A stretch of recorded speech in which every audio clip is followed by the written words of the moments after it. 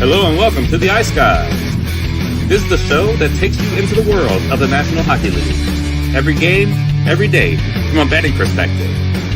With pro sports handicappers, Ian Cameron, Alex B. Smith, and various guests from the world of hockey and sports betting. And now, here's your host, Ian Cameron.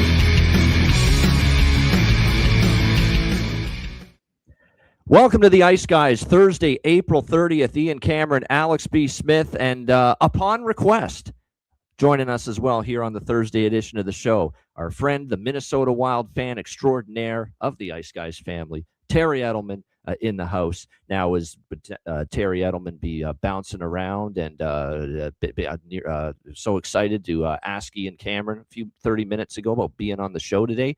If Dallas was leading the series 3-2, that's another story. But nevertheless, Terry, that's another story. Terry, how are you? Things good? I'm not gonna lie. I'm not gonna lie and say that if Dallas was up 3-2 right now, that I would be here. But I am here, so happy to be here, guys, to talk 2 games today, and we had some good games yesterday, and I really enjoyed the playoffs. Of course, it's been a back and forth series with the Wild, but I'm ready. I'm ready for tonight.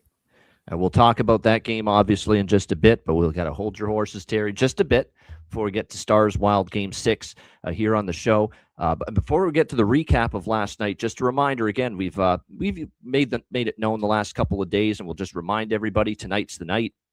It is our live betcast, Patreon exclusive for Game 6, Edmonton, Anaheim. So we'll be on at 10 o'clock p.m. Eastern Time.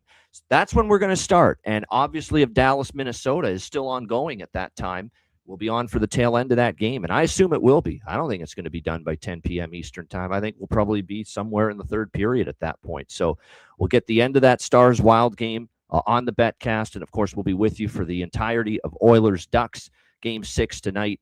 So, again, make sure you join us for that. Thursday, April 30th, of course, tonight, 10 p.m. Eastern. You must be a Patreon member, so sign up if you aren't one already. $10 per month at patreon.com/iceguys. And like I said, join us tonight for the live betcast. This will be our last live betcast of the first round, so don't you dare miss it. Tonight, Edmonton and Anaheim, Game 6 between those two teams. 10 p.m. Eastern, it's Betcast After Dark. If you know Pac-12 After Dark, you watch those late-night college football games, that's what this is going to be tonight. Betcast After Dark, 10 o'clock p.m. Eastern for Oilers Ducks Game 6.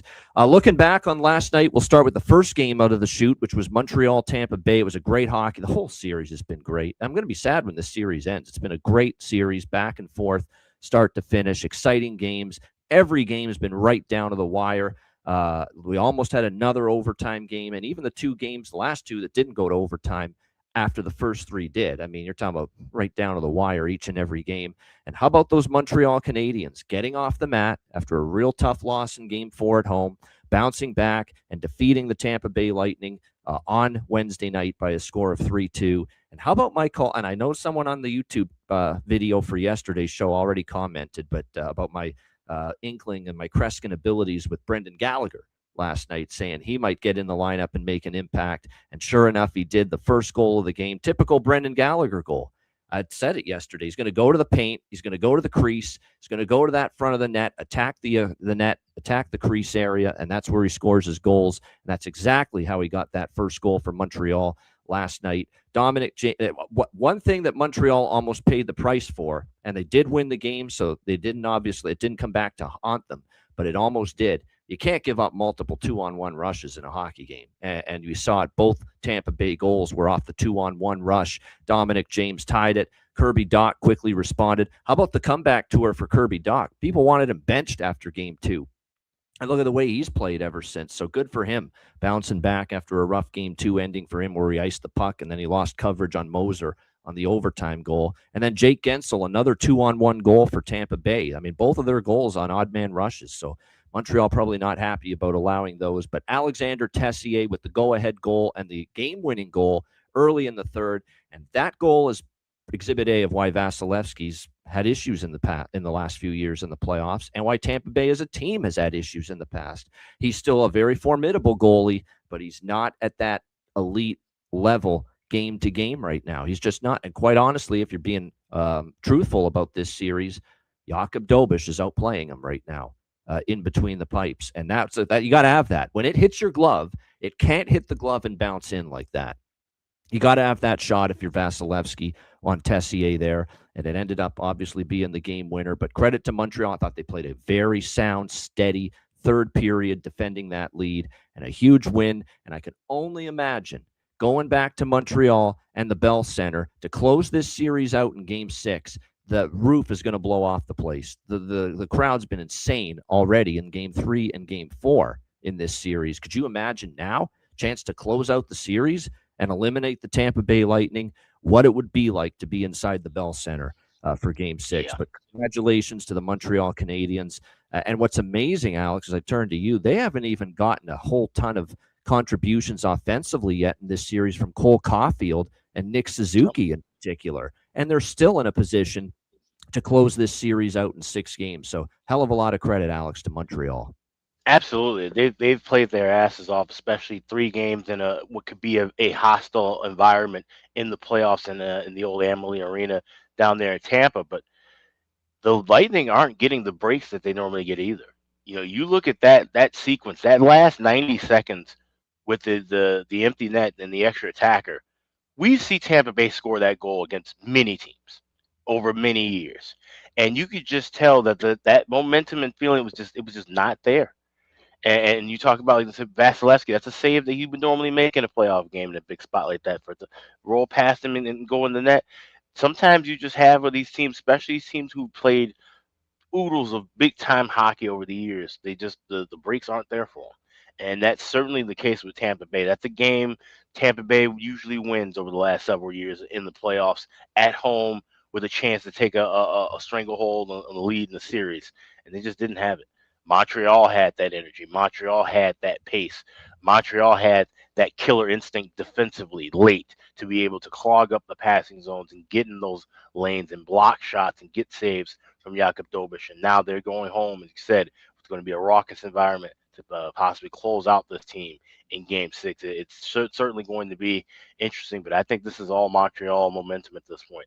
I don't see where Tampa Bay can rally back. Of course they can. We know they have the talent to do it. But they've had the talent to do this all series long, and it's been Montreal outplaying them overall. And by the way, Nick is right. I got to mention something about Kucherov. He was dog shit last night. Let's call it like he was terrible. And then he decides to two-hand chop Zach Bolduc in the leg. I think he's going to get some kind of discipline for that as well. And then to make matters worse, I don't care who's at fault. Tampa Bay, Cooper, or Kucherov himself. Speak to the media, will you please, after that game? He wouldn't talk to the media, Kucherov, last night. I mean, you talk about a guy that's not having a good series. What's he got? 1 goal in this series? And this goes back a few years now. He was completely and utterly invisible when they lost to Florida in the playoffs last year in the first round. Talk to the fucking media, okay? You're one of the star players. Step up, show up, speak, tell everybody, okay, I'm not good enough. Just even if it's just that, you know, I didn't play well tonight. I got to be better. Our team's got to be better. Say something. You can't duck out in a spot like that. Not when you're Nikita Kucherov, not when you're a 100-point player, not when you're viewed as one of the premier players in the league at this time of year. Speak to the media. That's ridiculous. I don't care if it's he that declined or the team shielding him from talking last night, but that's ridiculous. That's nonsense. And then especially when you played like that. You know, I got on Jamie Benn a few years ago for doing that crap, you know, after the Stone incident against Vegas. And he was totally in the wrong for not talking to the media after that. And I'm going to come down hard on Kucherov here. Same thing. You got to speak after a game like that. You've been awful in this series for the most part. And last night was your worst game by far. You know, you're getting and he's getting frustrated too. You just see that chop he laid on Bolduc. You can tell he's getting frustrated. No question. There it is from Rich, 5-15 the last 20 playoff games with Kuch in the lineup. Terrible. That's a horrible record. And what are they now after that? Another home loss in the playoffs at Amalie Arena. What are they now? 2-13 or something like that in their last 15 home play. That's why I was on Montreal. Best bet winner, plus 150. I said that price is absurd with Tampa's home struggles, with how close this series has been. So very, very nice to be able to cash that for sure with Montreal as the plus price 150 underdog last night. But yeah, Tampa Bay, not that same Lightning, man. I honestly think they're losing this series. It's whether it's Game 6 or 7. We'll see. Obviously, if you're Montreal, you want to finish it at home. But Montreal could absolutely go to Game 7 down in Tampa, even if they lose Game 6 at home and finish this series with Tampa's issues at home in the playoffs. So I think the Lightning are in trouble. Terry, do you agree? Yeah. And, when I look at this series, to me, there's been disrespect from day one before the series even started. I was shocked that the Habs were plus 205 in this series. I took them to win the series, and I took them plus 1.5, which I just cashed last night, minus 105 in the series. Just disrespect. And the Habs have completely proven me right so far, cashing the plus 1.5. They've outplayed the Tampa Bay Lightning in this series. Where would Tampa Bay be without Brandon Hagel? Well, yes. we saw last night when he didn't score, they lost. So it's starting to look like that. Shut down Brandon Hagel, shut down the Lightning, and you beat them. Yep. And that's just and their playoff history for the last, like you said, 15 games. We're seeing a change of the guard, in my opinion, in the NHL. We're seeing a change start to happen here, where some of these teams that have been rebuilding are going to take that step forward. Alex, your Hawks, not too far away, and we'll see them be kind of where Montreal is too, fighting in the playoffs. So I'm excited. I'm happy with how this series has gone so far. Yeah, and it's a continuation to I've been ripping Kucherov, but he deserves criticism too. His right hand partner there, Braden Point. It's been a tough year for Braden Point. Like, he didn't even hit 20 goals in the regular season. He's got 1 goal and 1 point in this series so far in 5 games. What's he done?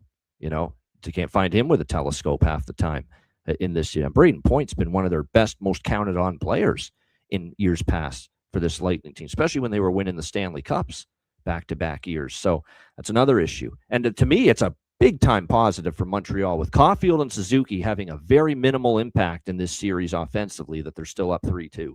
That's a real good sign for them. It's a real good sign for the Philadelphia Flyers, because they're on to the second round with an overtime victory against the Pittsburgh Penguins. Not a single goal in 60 minutes of regulation time yesterday. It ended up being a heck of a great goaltending battle. I feel bad for Artur Shilovs. He was very, very solid again last night. He got the 2 wins for Pittsburgh, replacing Skinner. And then last night, I thought he gave Pittsburgh every opportunity to win.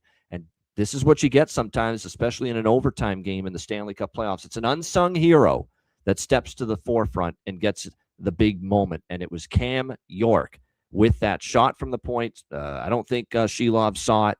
It went in through a screen, and the Flyers 1-0 in overtime, the only goal of the game, and they advance to the second round against the Carolina Hurricanes. Very, very tough ending to the Penguins. They battled back to get it to 3-2. They lose in overtime. Tough way to lose, especially because in overtime, if you really watched it, they had the better of the play. They had Philadelphia on the ropes a few times in overtime. I thought they carried the play. They had more chances. They were in the offensive zone in the overtime, way more than Philadelphia was. They couldn't beat Dan Vladar, who was outstanding. What a 40-plus save shutout for Dan Vladar, and just a great win for Philadelphia. I kind of don't know what the hell Cam York was thinking, chucking the stick with like a 98-mile-an-hour fastball into the crowd. I mean, someone could have gotten fucking seriously hurt and injured from that. But thankfully, apparently, there was video posted later on that nobody was hurt, nobody was harmed by it. But that was just one of those moments, like when you score a goal like that in the Stanley Cup playoffs, your head just escapes your body, for a moment, your mind, your brain, and you just do something like that out of a whim. It's like, then you think about it, an hour later, probably in the stall, and he's probably thinking, what the hell was I doing throwing that stick, especially that hard? If you just loft it up in the air, and people can look up and see that where it's going to fall, that's different. But he just freaking not, like I said, fastball, Nolan Ryan fastball from back in the day, right into the crowd. That was, look out. But what a moment for Cam York. It's good nobody was hurt there, and the Flyers move on. Now, how much longer they're going to stay in the Stanley Cup playoffs is another story, because they've got a beast of a Carolina Hurricanes team to have to deal with coming up here, Alex, in the second round. Yeah, they do. And it's not like they were able to sweep this series and ride that momentum that kind of carried them into the playoffs. We saw, a Pittsburgh team, show some life, show some fight, and kind of hold them down. And you have to learn that as a team of the Flyers. We talked about, Terry, you just mentioned about the changing of the guard. This is clearly a series where you see the changing of the guard. A Philly team finally getting a win in a playoff series. And for the Pittsburgh Penguins, you look, last 3 years you missed the playoffs. Your last 4 playoff appearances before this round were all first round exits. It just, the glory days are over in the Steel City. And as much as Crosby wants to try and go for one more run, you still got Letang for another, is it 3 years left on his deal, 2 or 3 years left on his deal, which is still insane. It's still one of the worst contracts in this league. You've got Evgeny Malkin, who's going to be an unrestricted free agent, whether he, comes back and sticks around or moves on. We're starting to see where, this is kind of the end of the road. It's been a hell of a run for Pittsburgh over the last, 17, 18 years, almost 20 years. But at some point, things are going to have to change, and you have pieces that you can form and move forward with, like an Arthur Shelovs, like a Ben Kindle. There's a lot of these young guys that really grew this year. Anthony Mantha as a veteran on this team. There's some guys that have really grown to where, the rebuild won't be as detrimental as we thought maybe 2-3 years ago. I remember a couple years ago in this program saying we could be seeing this team rebuilding for over a decade. I don't think that's the case now. I think it's more of going to be a shorter rebuild, even a retool at some point. But you're going to have to make those tough changes, and for the fans and for that organization, there's going to have to be life without 87 and life without 58 and life without 71 moving forward. And I think they have the foundation to where they can navigate that a little bit earlier and a little bit smoother than what we thought a couple of years ago.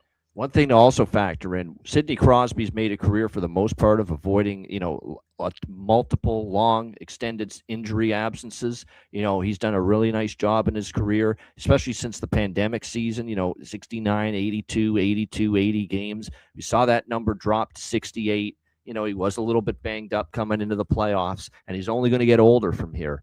So, how much durability are you still going to get this great, track record of durability and availability from Sidney Crosby moving forward? I know Malkin had a better year. Let's give Malkin credit. I thought he had a nice year, certainly compared to what we've seen in the past, but there's some decisions that need to be made. You've still got to infuse more of your prospect system down in the minors into this team a little bit, take some of the burden off the veterans. It's going to be a very interesting offseason, because I know damn sure here's what's not on the table.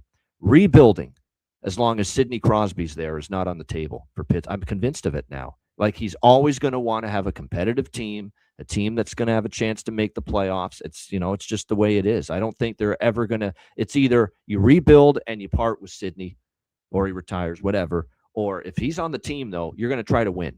You're going to try to compete for postseason.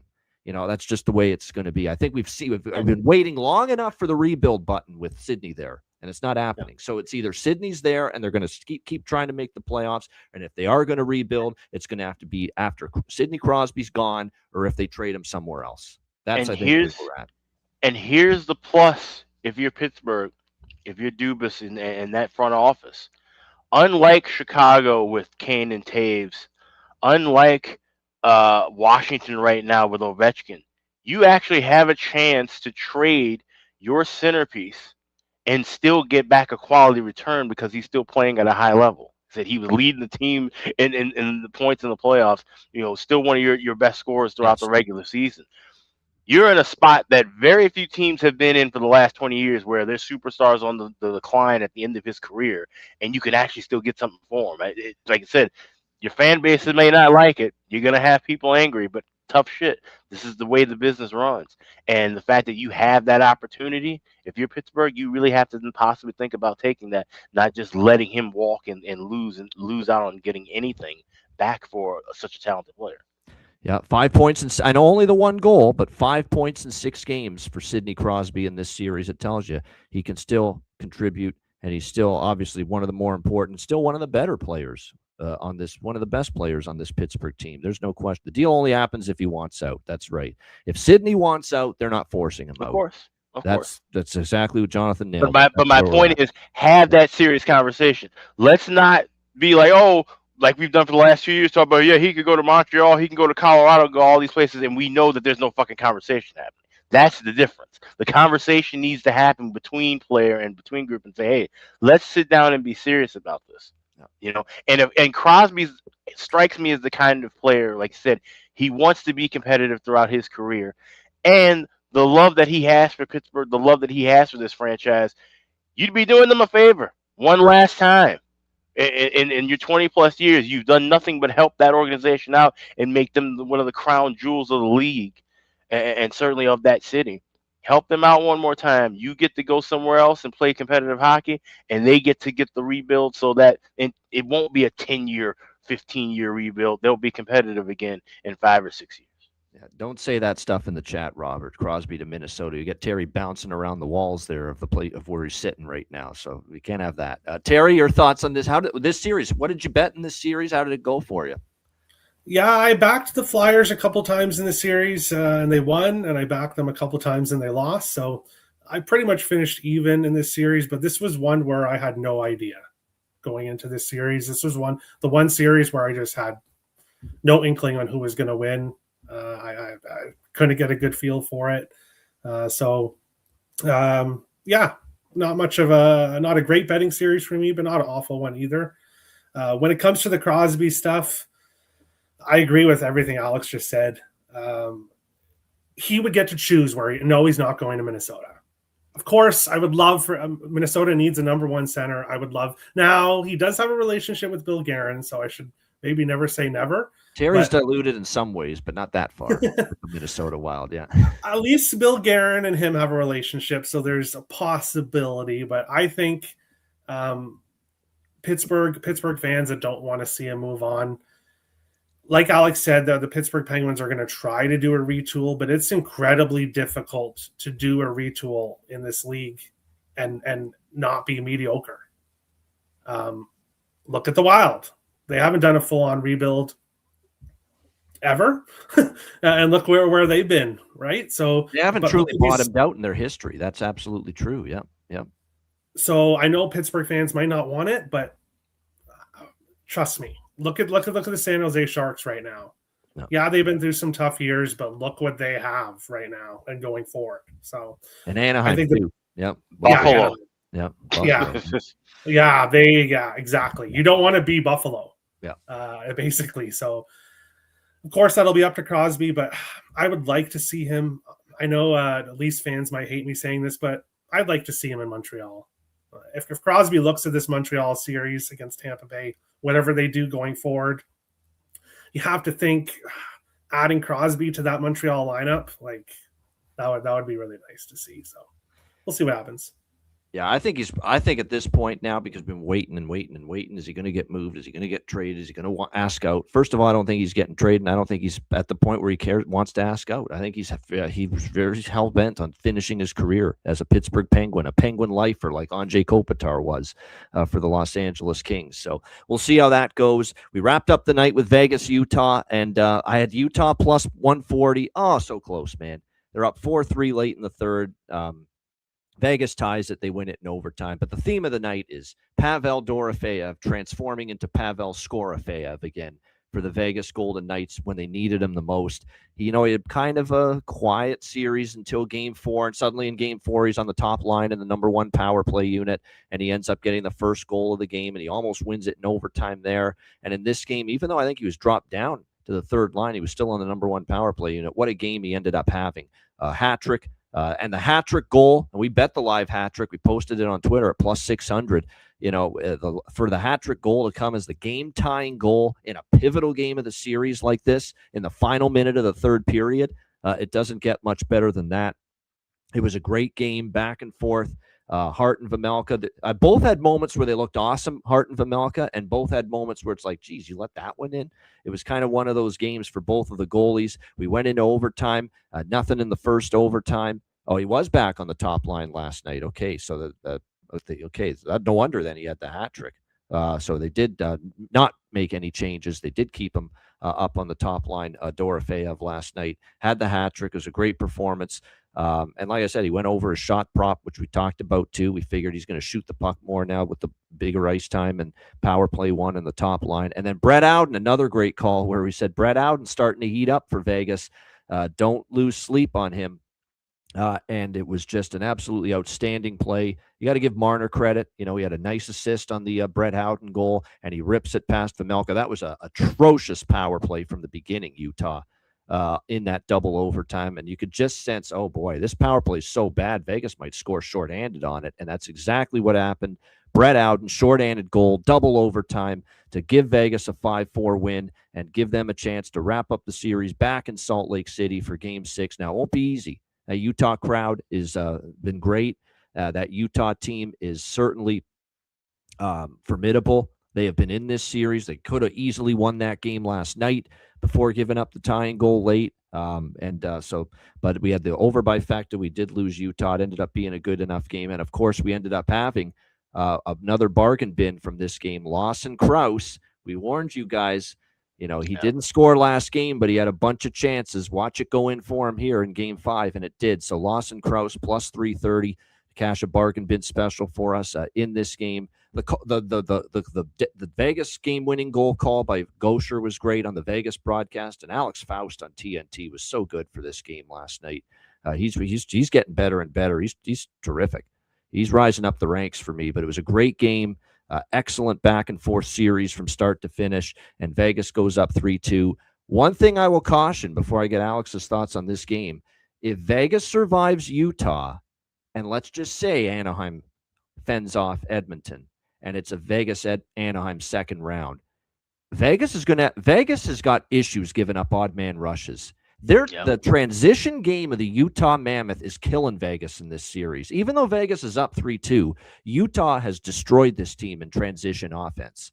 So many times we're seeing Vegas bobble pucks in the neutral zone, get caught on a 2-on-1 with that Utah speed. Look what happened to Hannafin on one of the goals last night. That's a real problem for them if they meet up with Anaheim, even if they survive Utah, because Anaheim at times in their series has been killing Edmonton on the odd man rushes and the transition attack. And Vegas has just had a big-time problem with Utah's transition game. And my first thought, Alex, was even if they do survive and let's say they get Anaheim second round, man, they're going to have a tough time. They're going to have to shore up this freaking transition defense of theirs because they're giving up odd man rushes. They're getting caught in the neutral zone. Defensemen are getting caught with bad pinches at bad times. And if you're doing that to Utah, you're almost paying the price. If you do that to Anaheim, you're going to have some trouble possibly in that series as well. But Alex, somehow Vegas, it's not been easy, but one win away from the second round. Yeah, and this is where we really got to see the veteran presence of Vegas carry in the series in that game, and that's going to be the biggest key now to close out Utah. Like we said, Utah's been kind of playing this free-wheeling, almost like I said, I used the phrase "ignorance is bliss." Not being in this spot, not having that kind of pressure, where all the pressure at the beginning of the series was on Vegas, right? The team that fired their coach with a few games left before the playoffs started, the team that had already won a Stanley Cup championship a few years ago. Now you have things on your terms again. If you're Vegas, take care of business. You know how to win a road game. This is one game of business. Take the crowd out of take the air out of that crowd early. Get on the board. Play a full 60-minute game and get that win, and like you said, get to the next round. But they definitely will have some issues if they have to play Anaheim in that second round. That's something to keep a note for as far as betting that series and betting it from a game-by-game perspective. Definitely make a note where Vegas would probably want to have Edmonton in a second round series rather than the Anaheim Ducks. Yeah, and of course we're not yet sending Anaheim through to the second round. They've still got work to do, obviously, trying to close out Edmonton. But Terry, your thoughts on Vegas going up 3-2 on Utah?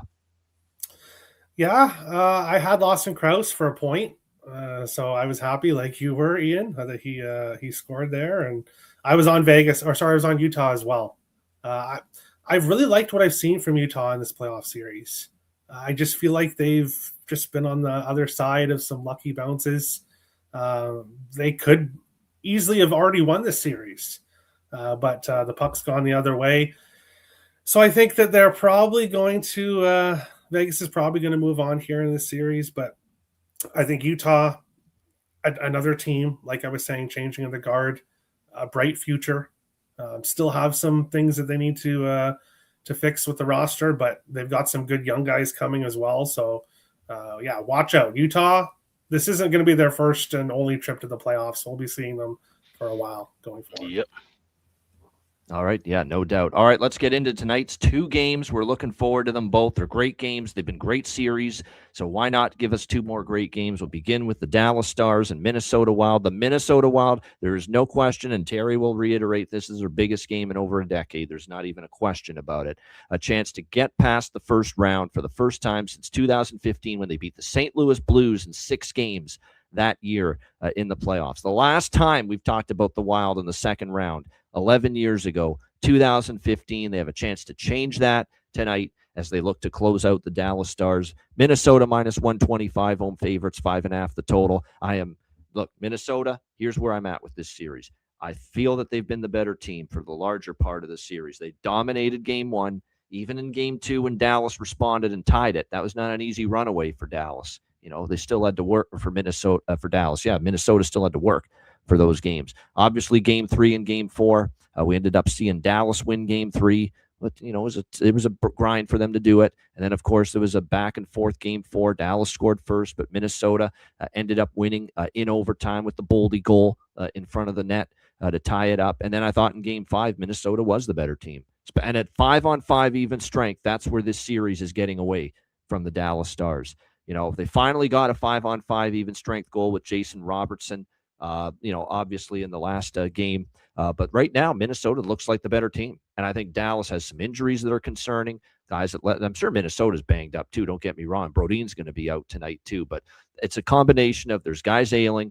They're getting outworked. I think the loose puck battles, they look a little faster team, Minnesota, in this series. And more importantly, I think the build of 3 years in a row of going to the West Final is really starting to take its toll on this Dallas team. The one thing the Dallas Stars, do have, is they got plenty of grit, character. They got guys that have been here, done that. I don't think they're going to go quietly into the night.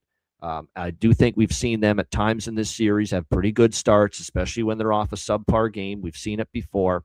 So I have enough confidence in Dallas here to look at them first goal, first period, as well as to score a goal in the first period, something they've already done in this series here in Minnesota at Grand Casino Arena. They have been able to get on the board in the opening 20 minutes. Game 4 in Minnesota, they got the first goal of that game.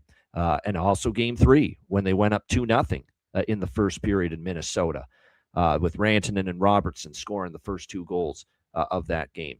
So again, Dallas is 2-0 to score in the first goal of the first period here in Minnesota in this series. And I think with Minnesota, we are still talking about, even with some of their veterans like Kaprizov, Boldy, Spurgeon, players that have been here, done that.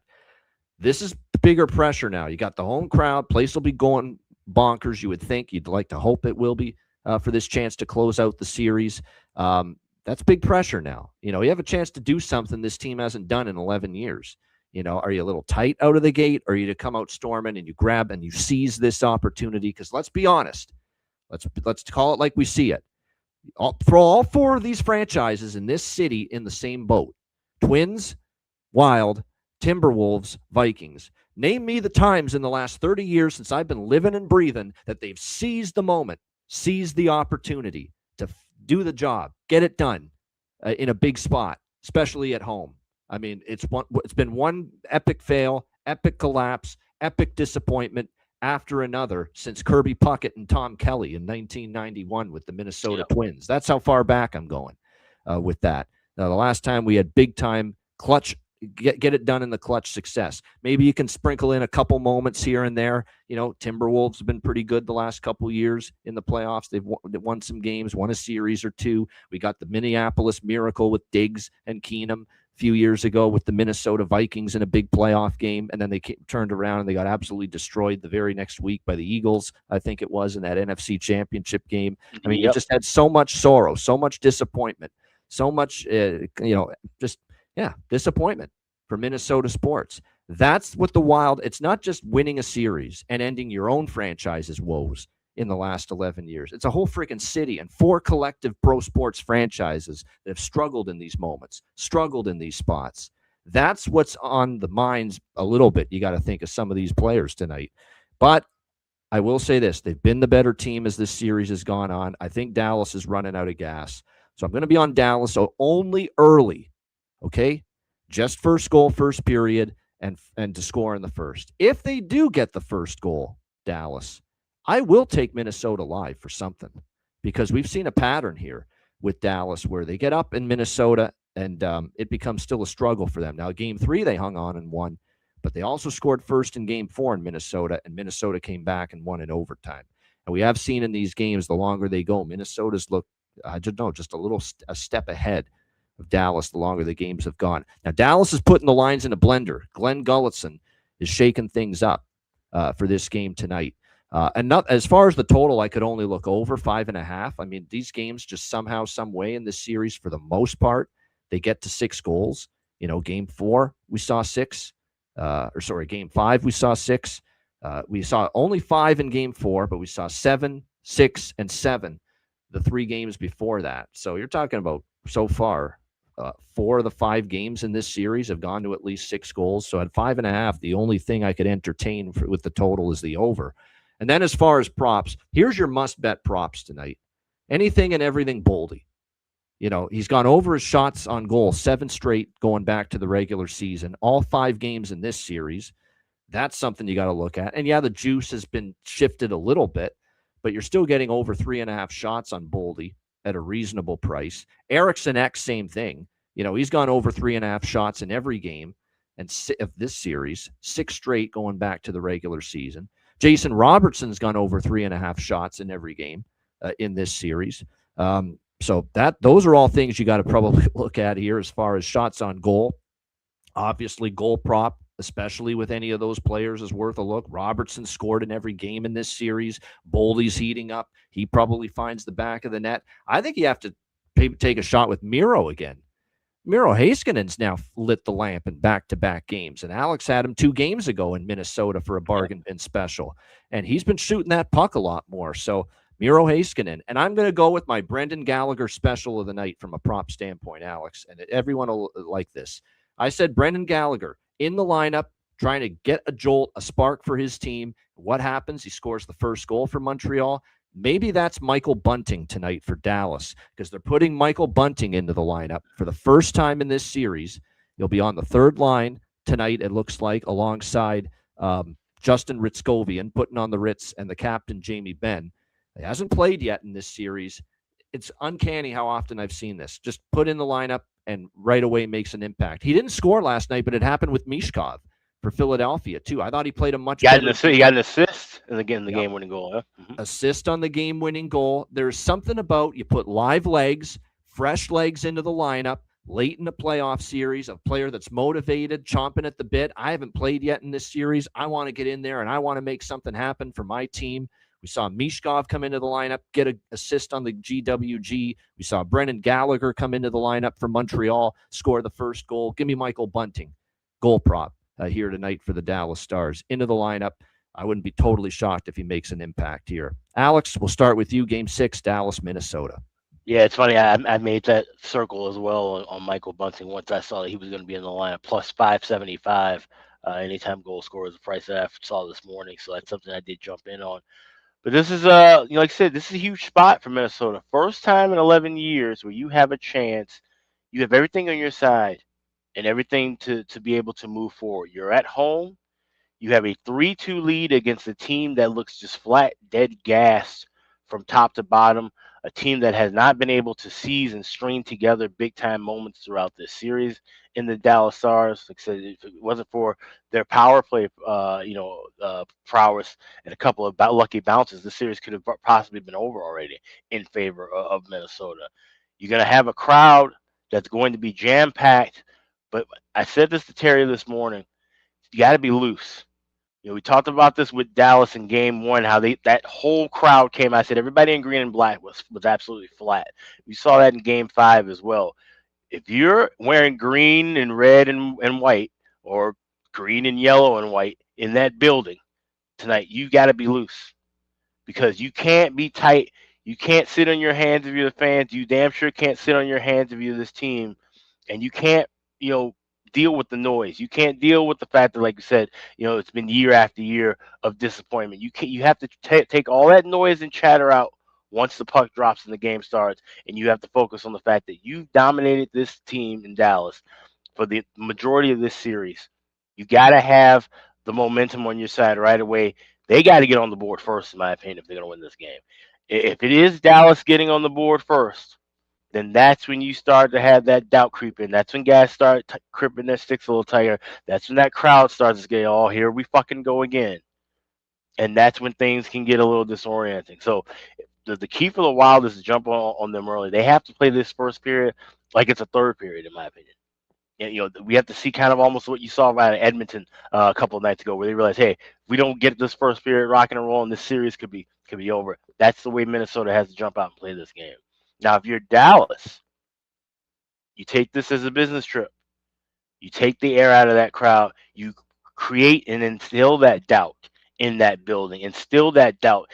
Make sure you're playing, with your head on a swivel. Make sure you're not taking any dumb penalties. This is a game where both teams have to stay out of the penalty box, especially Minnesota, of course, because that's where Dallas has been cashing in their entire bread and butter. Dallas hasn't done jack shit at 5-on-5. Right. Don't give them penalty power plays. Yeah. Don't do it.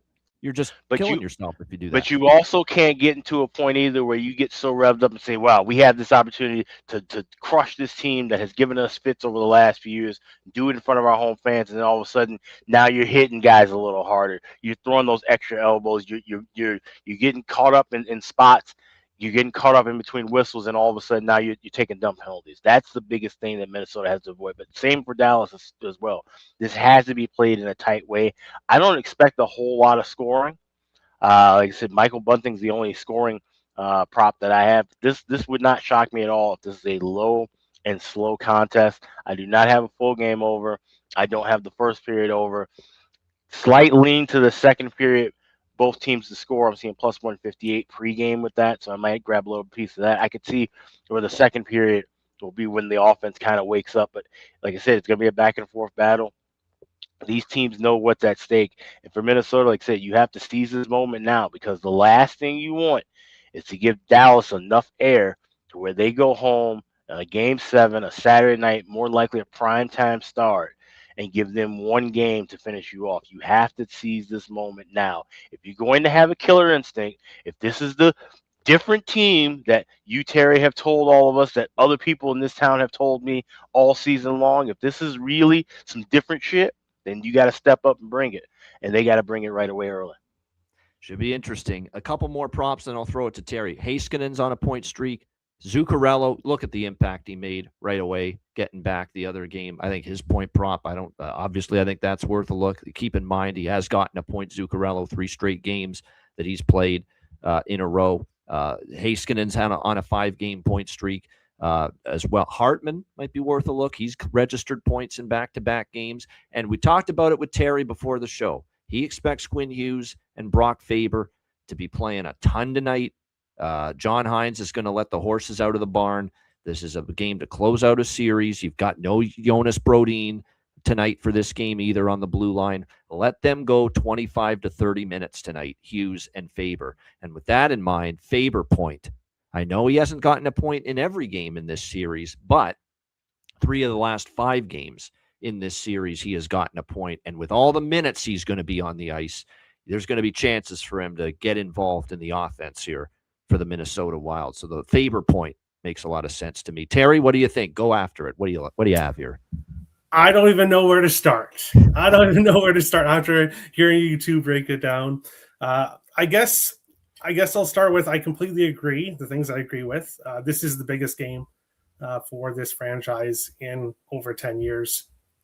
You can't say that there's any other game that's been more important, because, and this is why I disagree with the fact that of course, the Wild have choked in the past, but it's not in this spot. The Wild, their playoff struggles have been getting a lead in the series late. If you look at what the Wild did and during their best time in the franchise, it was 2003. Those 2 games they won, they went down 3-1 in both series. The Minnesota Wild make the playoffs every year, but they don't have this opportunity every year. The Wild have only had 5 opportunities to eliminate an opponent in their history. They're 4-1 in those 5 games. So when the time has come Well, to step eliminate up their tonight then and make it 5-1. That's what I would say to that. Yeah. and I think they do. I think they do. The last time they were in this spot was against St. Louis, Game 6 in Minnesota, 2015. They won that game. I've said this team is different. Of course, adding Quinn Hughes. But one other guy that I have to mention is Michael McCarron. Everybody laughed at Bill Guerin for trading a second-round pick for McCarron. A lot of the analytical people, good, can't deny it. The analytical people were showing his stats and how he's like a bottom four, like he's not anywhere close to worth a second-round pick. Right. Not even looking at his 2 goals, those really 2 important goals that he scored in this series. If you take those 2 goals away, he's still worth a second-round pick because of the block shots, the penalty kill. Now, of course, the penalty kill hasn't looked great in this series, but it's more of Dallas's power play is just on a heater. And not scared to drop the mitts either. Let's not forget that about Michael McCarron. Yeah.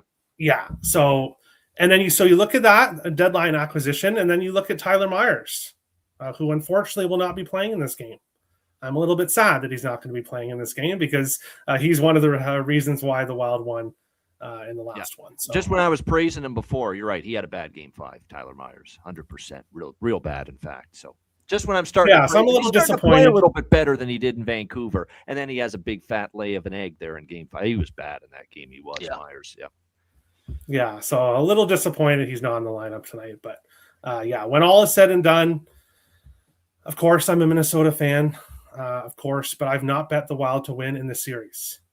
But I do think that they win this game. For me, you mentioned him, Ian, Matt Boldy. I Matt Boldy anytime goal here in this one. Back-to-back games, 3 of his last 5 games in this series. 3 of his last 4 games at home, he scored a goal.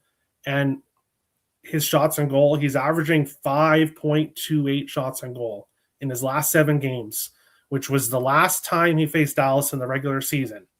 Starting that game, every single game, he has at least 4 shots on goal. He's going up to 7-8 shots on goal. Boldy, and then he's had 2 goals taken away. And this is another thing why I disagree, Alex, about especially if Dallas does score first. Boldy himself 2 years ago would have been really upset that goal got taken away. The Wild bench would have been really upset. Everybody would be freaking out, yelling at the refs, but the players aren't doing that in this series. The fans and me, but I'm not going to get into the rest here in this one. We're not going to go down that road. That'll be a change. I hope they call it a fair game. Call a fair game tonight. That's all I'm asking. A fair game. But I like Matt Boldy to score, and then of course you have to take Jason Robertson. Only a true Wild homer would come on here and say, "Don't take Jason Robertson because of this or that." He has scored 9 of his last 10 games. That is incredibly difficult to do in the NHL. Go score 9 of 10 games. Every game of this series, 9 of his last 10 games against Minnesota, he scored a goal. That, again, is incredibly difficult to do against one opponent. So give me Jason Robertson anytime goal. I think those are both 2 great plays, 2 great goal scorer props in this one. Yeah, I mean, I wouldn't argue. I probably should bet Jason Robertson to score anyway because one of my props to have the leading goal scorer of this series is Matt Boldy from Minnesota, which I bet at plus 400 for him to lead the series in goals. Well, guess what? He's got 4 goals, but he's still fucking trailing Jason Robertson, who's got 5 in this series. So it's almost like I need to bet Robertson to score to kind of hedge that position a little bit with Boldy, to lead because Boldy's going to have a monster game and hope Robertson stays off the board tonight to overtake him for the goal scorer lead in the series. So that's kind of, I should bet Robertson tonight. You're right. Your Boldy obviously has been great. You're tempted, actually, everything you said about McCarron, it makes me think in a game like this, big body game, heavy, physical, this could be more of a cycle game, forecheck. It's not going to be as easy maybe to get offense tonight. This could be a Michael McCarron because he's actually got goals in 4 of the last 10 games for the Minnesota Wild, and it's plus 850 for him. That's even if you just put a couple bucks on McCarron to score. I mean, he's had a couple goals already. in this series, I think. And like I said, this game's probably made for someone like that. With the hard, heavy game, it's probably going to be. Yeah. This game feels more like it's a secondary scoring game for both teams. It wouldn't shock me at all if we get nothing from Robertson and Boldy and Kaprizov and Ben, and that it's guys like Bunting and McCarron, Hughes on the point with scoring. That wouldn't shock me at all if it's those secondary guys that chip in here in this game for both teams. Yeah, I'm not crazy about the third period shit in this game. I'm honestly not. This is definitely, I'm evaluating it in game. I'm doing everything in game evaluation. Yeah. We're going to wait and see where we're at late in the second. The only way I'd jump in on third period overs here in game is if we've got obviously Minnesota leading, late in the second or early in the third. And then Dallas got to open up and take chances. And Heiskanen's got to pinch. And all the other defensemen, they got to try to pinch to keep things going and be more aggressive, take more chances. That's it. I will bet the empty net stuff pregame still, Dallas and Minnesota. I'll still get in on that, as will I with Anaheim, Edmonton. But I'm now reevaluating live with a lot of it. Yeah, I don't have any of the empty net stuff in this game because I'm actually leaning toward draw. Now it's plus 310, plus 315. I may wait and grab it in game. Because we'll be getting ready for the backcast, leading up before that. But I don't have any of the empty net goal stuff in this contest. Yeah, there you go. Should be a good game. Cannot wait. Cannot wait for that game. And we'll probably be coming on starting the betcast at 10 p.m. Eastern, just before Edmonton, Anaheim. And we'll probably catch the end of Dallas and Minnesota. But we'll be on for the duration of this game. Edmonton, Anaheim. Edmonton minus 130 road favorites, 6.5 the total. Anaheim up 3-2. Let's see if the Oilers can finally win at Honda Center. Let's give them credit. Facing elimination, backs against the wall. At home, they came out with a strong start, up 3-0, cruised to victory from that point on, 4-1. I know it ended up being 30-20 shots for Anaheim, but at the end of the day, a lot of those 30 shots were not high danger. It was it was definitely the best defensive game Edmonton's played in this series, and Connor Ingram was very solid in between the pipes for the Edmonton Oilers in that victory. So we'll see if Anaheim can bounce back. If I'm Anaheim, I really want to close it out here in Game 6, where I'm already 2-0 in the series at home. I wouldn't want to take my chances with a Game 7 back in Edmonton at Rogers Place later over the weekend. I think if you're Saturday, I believe, is when Game 7 would be. You don't want that if you're Anaheim. You want to finish it off here. I'm going to give them a chance to show me they can finish it off, because I'm going to, not a big bet, because I'm worried, with this young team, they showed a little bit of that immaturity in Game 5. Can you finish the deal here? But I still think, other than Game 5 the other night, when clearly Edmonton was the better team, you give them their props for it. They would definitely deserve to win and extend the series. Other than that, I think Anaheim's been better for longer, honestly, throughout this series. So I'm going to give Anaheim a small shot here, quack, quack, at plus 110. But this is going to be more of a prop game and a totals game for me. Obviously, I'm not touching 6.5 at minus 160 or 7 pregame with the total at all. It's just too pricey. And look, we did finally get an under in Game 5 with Edmonton's best defensive effort, 4-1. But I'm going to go back to the well with the Matty Rob special here. Over 1.5 first period, over 5.5 full game combination, same game parlay, which, by the way, we should have cashed in Game 5. I mean, 4-1. With how much empty net time when Joel Quenneville pulled Ville Husso with 4 or 5 minutes left, and we couldn't get an Edmonton empty net goal, and obviously Anaheim didn't score with the extra attacker. Brutal beat, because we easily had the first period over. And by the way, the first period over is 5-0 in this series. Every game in this series has gone over in the first period, and the only game that stayed below 7 goals in this series was Game 5. So I think the first period over live during the betcast, I will get in on it for sure. That is a betcast play if I've ever seen one tonight, because it's 5-0 in the series, the first period over. And I will bet pregame the first period over, tied with over 5.5 full game. Matty Rob special here in this one. That's really about it, quite honestly, here for me pregame. And everything else is going to be on the betcast. What I will continue to tell you guys, that if you like Edmonton in this game, because if you look at this series, and Terry, I'm sure you will agree, and I know Andrew's talked about this, our other friend McGinnis, Edmonton, when they win, it's amazing how they only win if they score 4 goals. Really, it's true. I mean, there are 2 wins in this series. They scored 4 goals. And they did score 4 goals 2 other times in the series, but they lost those games. But the point is, if Edmonton wins games, they usually score 4 goals.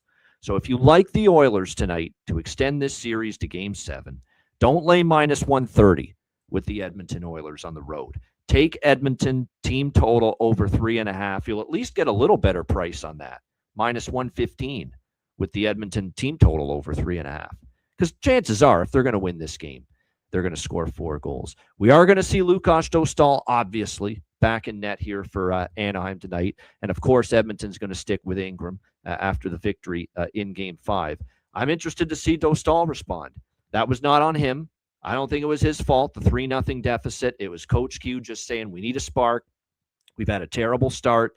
Let's get Husso in there, and let's get Dostal rested up potentially for Game 6. So I'm fascinated to see what Dostal can bring. If I know this kid well, and we think we know him well, we like Dostal. Nobody's sung praises of Dostal more than Alex and I over the years.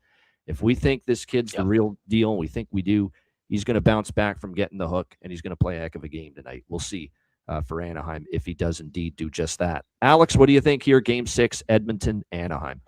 Yeah, I think that he's going to be a big X factor coming back off of a rough start. I expect him to be focused. I expect him to be dialed in the spot, and I think that's going to make all the difference in this being the closeout game for the Anaheim Ducks. He said this is the Coach Q's wheelhouse. Game 6 at home, taking care of business. I remember that from the old days when he was coaching the Hawks, even going back to his days with the St. Louis Blues and even Colorado. This is where he shines. This is where this team finally can figure a way to, like I said, get that momentum at home, jump out early into a lead, and I think they can break this Edmonton team.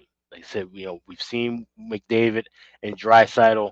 They had that big push early in Game 5.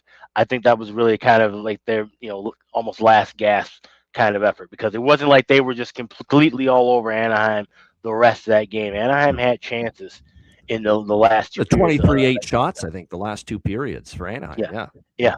And it just feels like Anaheim still being the younger, fresher club in this spot, I think they can take care of business and put Edmonton to sleep. I like Anaheim. I got plus 115 this morning. I grabbed the empty net goal in the game. Yes, plus 120, along with the Ducks plus 333 over at MGM to get an empty net goal. I think they wrap this one up. Like I said, it's going to be. And totals wise, like I said, we wait for the betcast. It wouldn't shock me to see that first period over cash one more time, but then things slowed down in that second period, especially like I said with Ingram in net, with Dostal in net. I think there may be a little bit more offense early, and then kind of a tightening up in that second period, and then we'll see where things go for that final frame. But I like Anaheim to advance here and get the win.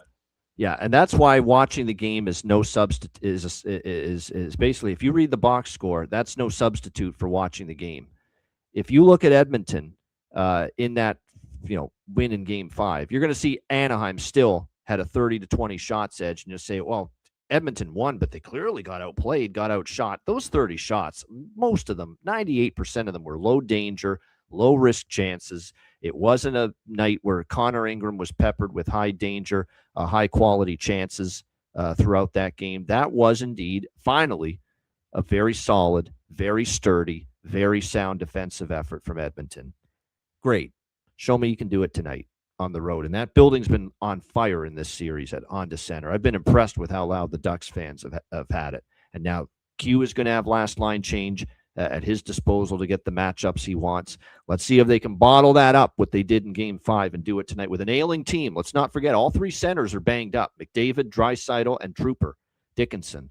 They're all banged up, and they gutted through Game 5. They're going to need to even gut it harder tonight to get through Game 6. What do you think here, Terry? Edmonton, Anaheim. Yeah, I agree with you guys with the Ducks here. And the way I look at this one is, if you look at previous history between these two, home ice matters a lot. The home team is 12-2 in the last 14 games between these two teams. And the 2 times the home team lost were Anaheim wins in Edmonton. So this Anaheim Ducks team, they're exactly where they want to be, at home in this spot. I think they just had their worst game of the series in the last one. Joel Quenneville, trust me, I know about Joel Quenneville and his success in the playoffs. I've seen it firsthand. I think he's going to have the Ducks ready to go. I think the Ducks take care of business here. My favorite play here in this game is Jackson Lacombe over half an assist. Not getting plus money. It's minus 105 now, but an assist in 6 of his last 8 games, 12 of his last 18, and 9 of his last 12 games against the Oilers.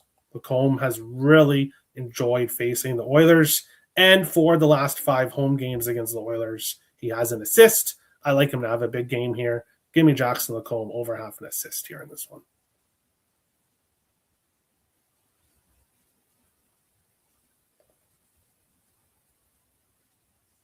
Yeah, you muted.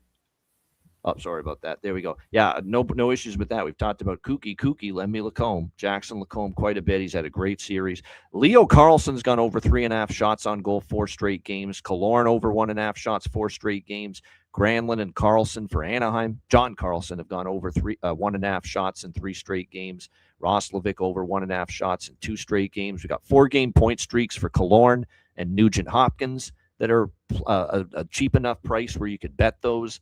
McTavish has a point in 3 straight games for the Anaheim Ducks. That could be something worth looking at. As far as goal props, give me Killorn. He's been good in this series. Goals in 3 of 5. Podkolzin, you got to keep betting him. I mean, he's been the best forward probably for Edmonton, the silly Podkolzin. I would look at Kapanen as well, because Perry Kapanen's had a great series, whether it's goal, whether it's assist, whether it's point. Those are some of the props I'm looking at. I would only look at I don't want Anaheim first period. Edmonton scored the first goal in all 5 games in this series. That's something worth noting. So I'm on Anaheim plus 110 pregame, but we'll be on the betcast tonight. If I see Edmonton storming early, I might live bet Edmonton first goal and then add more Anaheim if it's 1-0 Edmonton.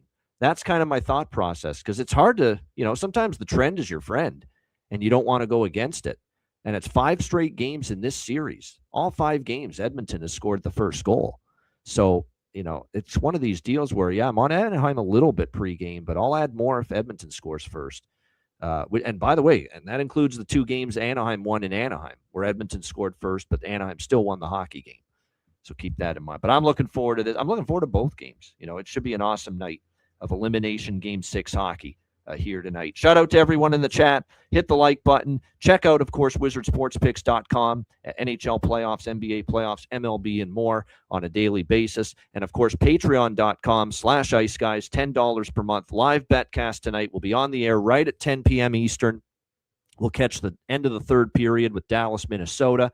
And, of course, we'll be on for the entirety of Edmonton-Anaheim Game 6 with the Ducks trying to finish off the Edmonton Oilers, 10 p.m. Eastern. Make sure you get on board at Patreon to be part of the betcast tonight. $10 per month. Your membership goes a long way to supporting the show and keeping it going long term. Not just live betcast access for tonight and the rest of the playoffs, but, of course, daily betting cards, sides, totals, player props posted each and every day on the Patreon page, and all the bonus content. So check it out. $10 per month at patreon.com/iceguys.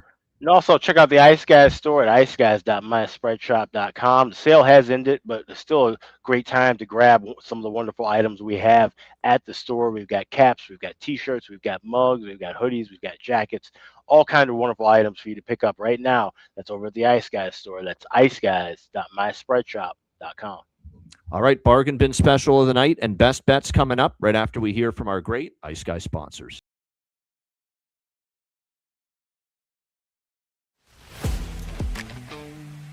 Wizard Sports Picks, featuring the finest handicappers in the universe. Sharp insights, trusted picks, and relentless results. We strive to help you become consistent winners. This is Wizard Sports Picks.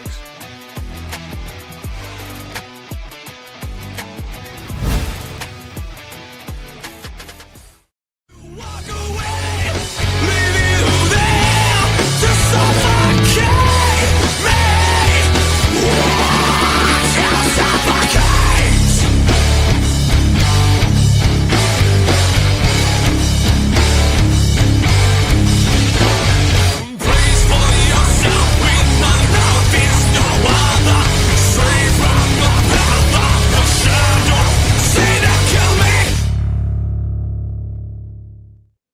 All right, bargain bin special of the night, and of course we added to the win column last night with Lawson Krause. Where did Logan come from? God, jeez.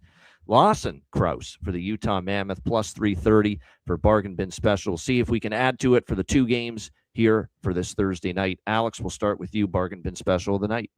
We got 2 games, so we got 2 bargain bins for you guys. First, we'll start with the game up the street at Grand Casino Arena, Game 6, Minnesota taking on Dallas. And Ian and I both like him being in the lineup. Definitely could be, like I said, some fresh legs and some invigoration. Go with Michael Bunting. Anytime goal, I got plus 575 over at FanDuel. That will be my first bargain bin special tonight. The second one, we go with that Anaheim game against Edmonton. I think the Ducks close it out. One veteran who has been, like I said, hot in this series. He's been important all year long for this team. That's Alex Killorn. Get him anytime goal scorer plus 330. That'll be my second bargain bin special. So Michael Bunting plus 575, Alex Killorn plus 330. So my 2 bargain bin specials for this Thursday night. All right, good stuff. Great indeed. Liking both of them, Bunting and Killorn for Alex with bargain bin special of the night. Terry, what do you got for bargain bin special? Yeah, I'm going to go with the same game parlay here. Give me Jason Robertson anytime goal and Matt Boldy anytime goal. Parlay together for plus 470. The way I look at it, Robertson, the Stars need him. He's going to need to continue to score for the Stars to win. And then Boldy, they don't call him Matt Goldie for no reason. I think he has a big game here. 2 parlay together, almost plus 500 here in this one. All right. I like that. I like that one quite a bit, actually. It makes a ton of sense. They've both been scoring left and right.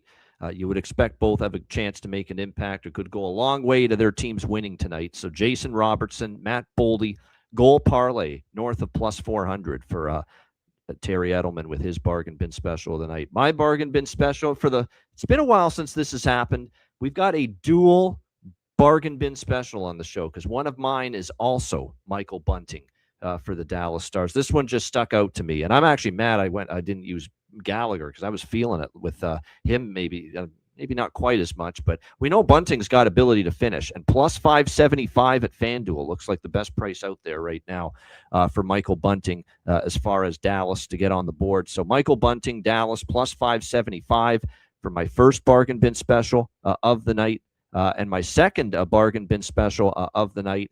I'm going to go back to the well with him for Edmonton, even though I think Anaheim can finish it off tonight. I like Edmonton tonight, Vasily Podkolzin again. He's been very good in this series. He's been arguably the best forward the Oilers have had, outside of obviously, a hobbled McDavid and Draisaitl and some of the other big guns. Other than that, you could make a case for Vasily Podkolzin. Nobody's been better from a forward standpoint in this series for Edmonton.